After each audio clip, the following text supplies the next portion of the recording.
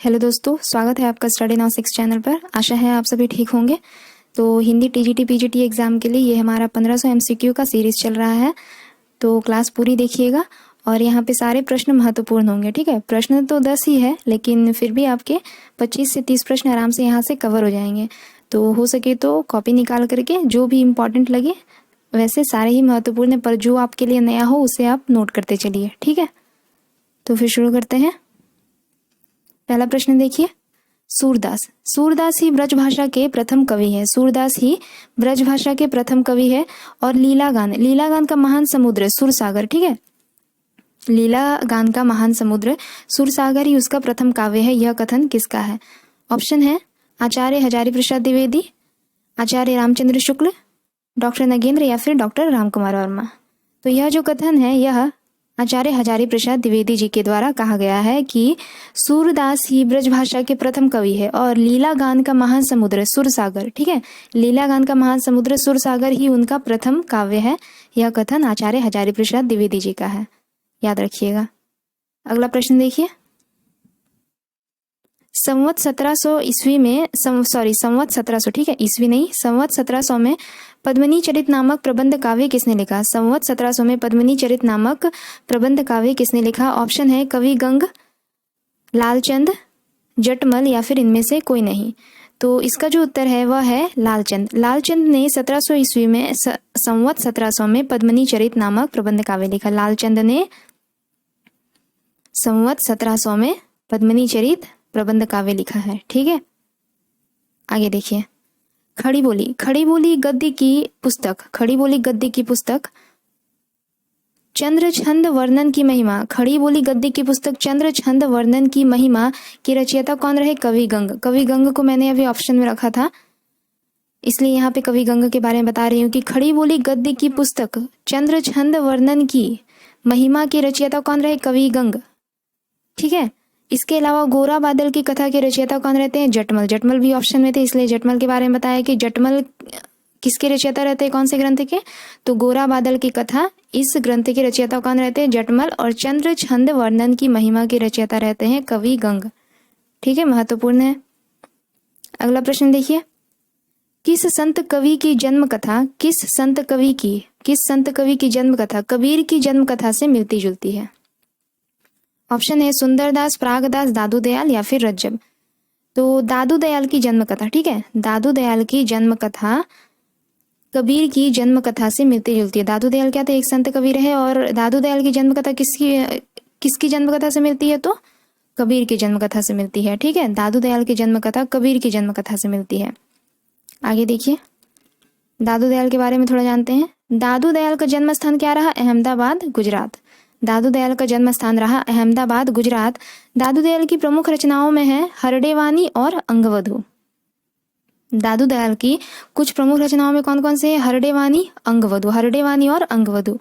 इसके अलावा दादू दयाल दादू पंथ या फिर पर ब्रह्म संप्रदाय के प्रवर्तक माने जाते हैं। दादू दयाल जो थे वे दादू पंथ या फिर पर ब्रह्म संप्रदाय के प्रवर्तक माने जाते हैं। इसके अलावा दादू दयाल का सत्संग स्थल बहुत बार पूछा जाता है, ये दादू दयाल का सत्संग स्थल का नाम क्या है? तो अलख दरीबा। दादू दयाल के सत्संग स्थल का नाम क्या है? अलख दरीबा। ठीक है, इसके अलावा दादू दयाल राजस्थान के प्रथम संत माने जाते हैं। दादू दयाल जो थे वे राजस्थान के प्रथम संत माने जाते हैं। साथ ही इन्हें राजस्थान का कबीर भी कहा जाता है। कई बार इन्हें राजस्थान का कबीर भी कहा जाता है। किसको? तो दादू दयाल को। दादू दयाल के कुछ अन्य शिष्य रहे। अन्य शिष्य यहाँ पे क्यों लिखा है? क्योंकि यहाँ पे 3 शिष्यों को लिख दिया है यहाँ पे, जैसे देखिए सुंदरदास, प्रागदास, रज्जब, ये तीनों दादू दयाल के शिष्य रहे। इसके अलावा जो अन्य शिष्य में रहे वे कौन थे? जनगोपाल, जगजीवन। ठीक है, दादू दयाल के अन्य शिष्यों में कौन रहे? जनगोपाल, जगजीवन। दादू का जन्म स्थान अहमदाबाद। दादू के प्रमुख रचनाओं में हरडेवानी और अंगवधु।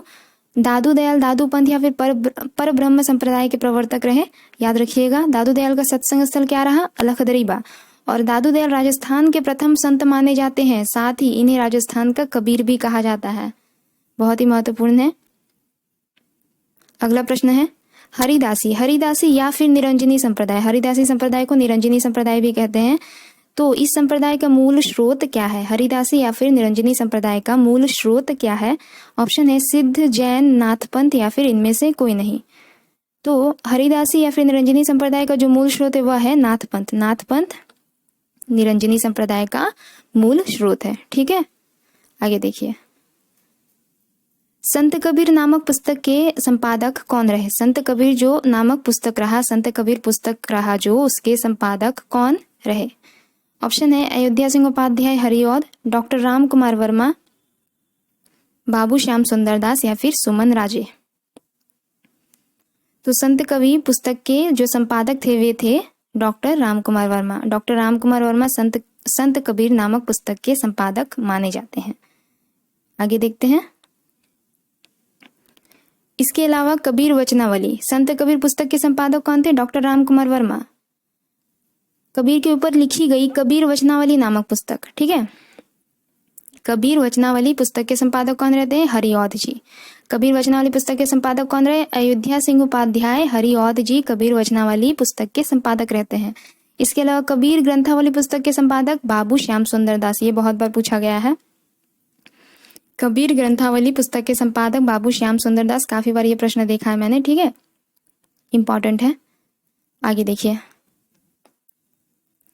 सूरदास की रचनाओं का सर्वप्रथम संपादन किस नाम से हुआ? सूरदास की रचनाओं का, ठीक है, सूरदास की रचनाओं का सर्वप्रथम संपादन किस नाम से हुआ? ऑप्शन है राग कल्पद्रुम, पर्याय कोश, भजन कुंडलिया लीला या फिर वैदक ज्ञान लीला। तो सूरदास की रचनाओं का सर्वप्रथम संपादन हुआ राग कल्पद्रुम नाम से। सूरदास की रचनाओं का सर्वप्रथम संपादन किस नाम से हुआ? राग कल्पद्रुम नाम से, राग कल्पद्रुम नाम से, ठीक है। आगे देखिए, सूरदास के बारे में थोड़ा जानते हैं। सूरदास द्वारा रचित 25 ग्रंथ बताए जाते हैं। कितने ग्रंथ बताए जाते हैं? 25 ग्रंथ बताए जाते हैं, जिनमें से 3 ही उपलब्ध है और उन्हीं तीनों के बारे में पूछा जाता है, ठीक है।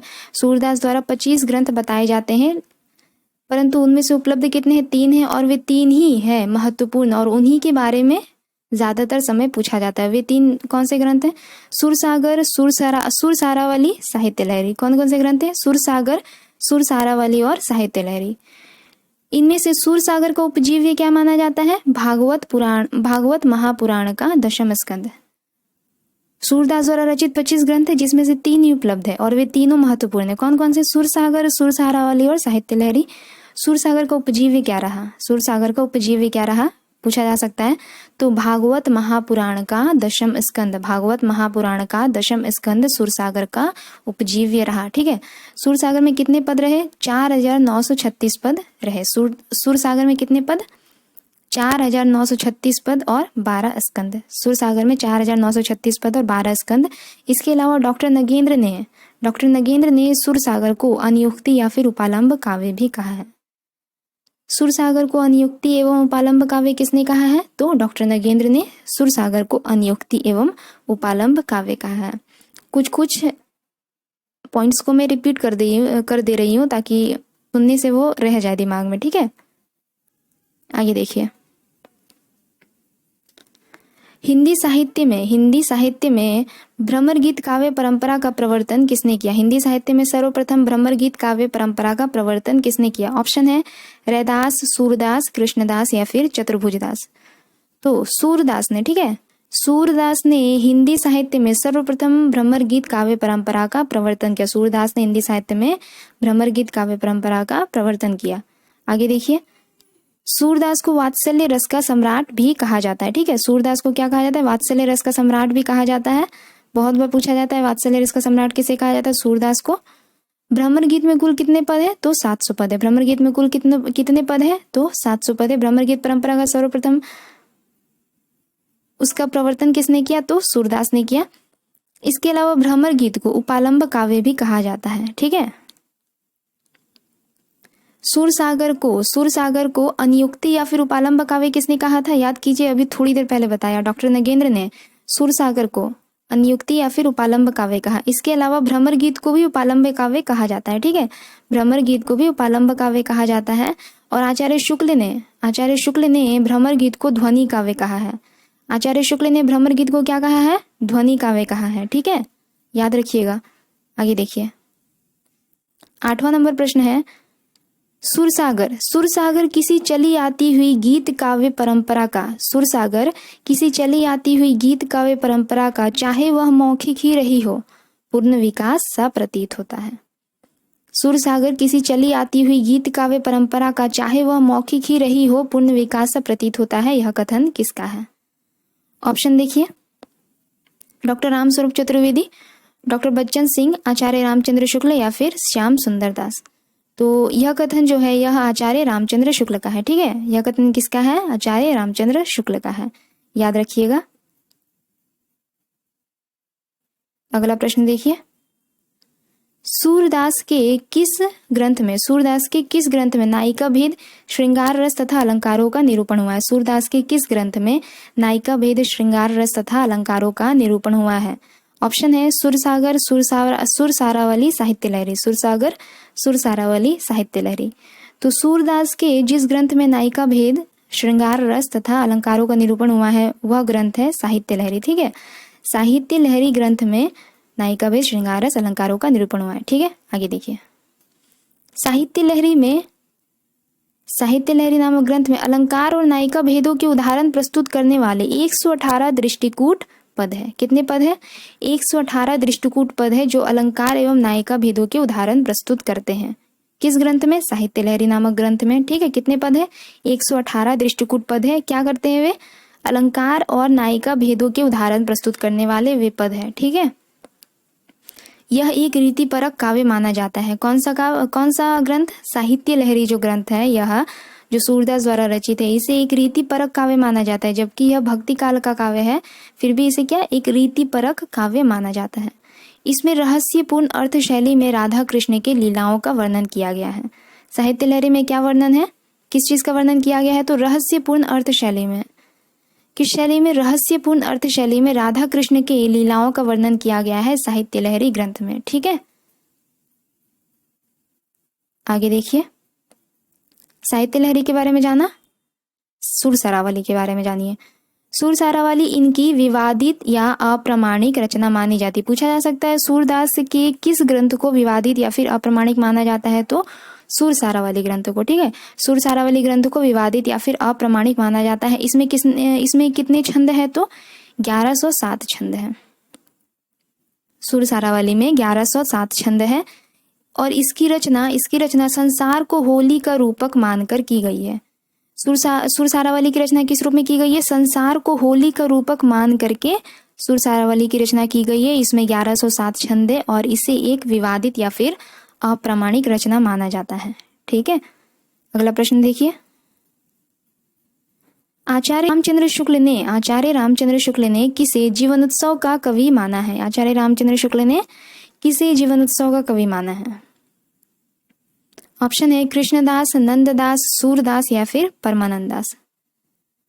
तो सूरदास को, आचार्य रामचंद्र शुक्ल ने सूरदास को जीवनोत्सव का कवि माना है। आचार्य रामचंद्र शुक्ल ने सूरदास को जीवनोत्सव का कवि माना है। ठीक है, इसके अलावा वे आचार्य रामचंद्र शुक्ल सूरदास को वात्सल्य रस का सम्राट भी मानते हैं। मतलब वात्सल्य रस का सम्राट सूरदास को किसने कहा? आचार्य रामचंद्र शुक्ल ने कहा। इसके अलावा जीवनोत्सव का कवि किसने कहा सूरदास को? तो वे भी आचार्य रामचंद्र शुक्ल ने ही कहा। ठीक है, पुष्टि मार्ग का जहाज, सूरदास को पुष्टि मार्ग का जहाज भी कहा जाता है। किसने कहा है? गोस्वामी विट्ठलनाथ ने कहा है। सूरदास को क्या कहा जाता है? और पुष्टि मार्ग का जहाज भी कहा जाता है। और किसने कहा है? गोस्वामी विट्ठलनाथ ने कहा है।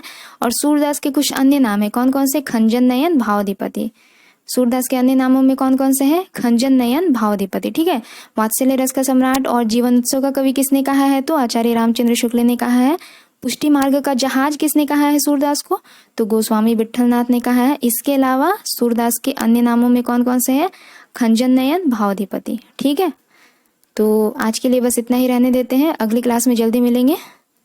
तब तक के लिए अच्छा लगे तो आप लोग